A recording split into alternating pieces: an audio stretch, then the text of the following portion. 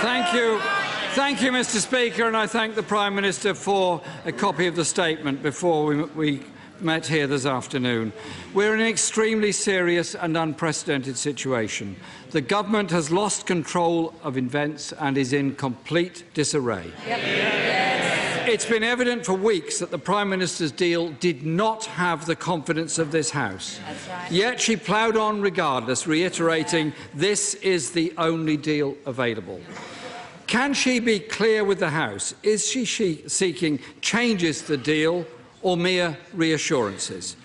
Does she therefore accept the statement from the European Commission at lunchtime saying that it was the only deal possible, we will not renegotiate, our position has not changed? Ireland's Taoiseach, Leo Varadkar, has said it is not possible to renegotiate the Irish border backstop, stating that it was the Prime Minister's own red lines that made the backstop necessary. Exactly. So can the Prime Minister be clear? Is she now ready to drop further red lines in order to make progress? Yeah. Mr. Speaker, can the Prime Minister confirm that the deal presented to this House is not off the table but will be represented with a few assurances?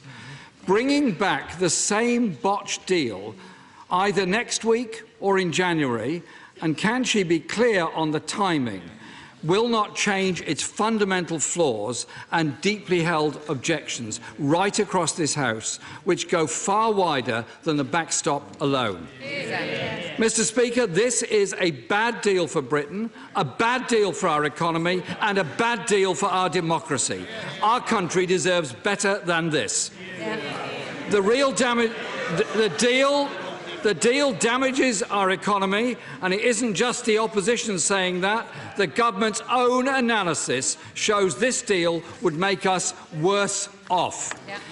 If the Prime Minister cannot be clear that she can and will renegotiate a deal, then she must make way.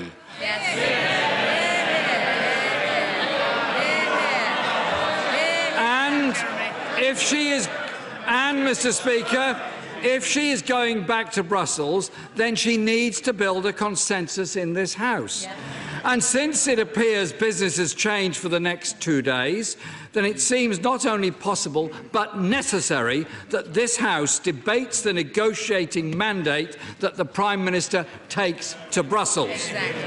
There is no point at all in this Prime Minister bringing back the same deal again, which clearly is not supported by this House. Mr. Speaker, we've endured 2 years of shambolic negotiations, red lines which have been boldly announced then cast aside. We're now on our third Brexit secretary, and it appears each one of them has been excluded from these vital negotiations.